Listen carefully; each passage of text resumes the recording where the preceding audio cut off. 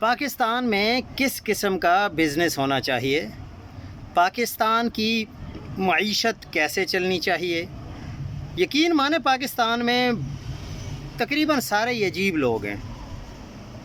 اگر film industry ہو یا music industry ہو یا ڈرامہ انڈسٹری ہو تو کہتے ہیں کہ اس سے اخلاق تباہ ہوتا ہے، اس لیے فلم، ڈرامہ اور میوزک نہیں ہونا چاہیے۔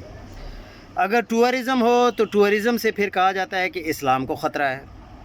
اور اگر کوئی کمپنیاں پاکستان میں سرمایہ کاری کرنا چاہتی ہیں، یعنی وہ اپنا پیسہ لگانا چاہتی ہیں چاہے حالات جیسے بھی ہوں، تو لوگ کہتے ہیں کہ یہ تو اصل میں ہمیں تباہ کرنا چاہ رہی ہیں یہ کمپنیاں۔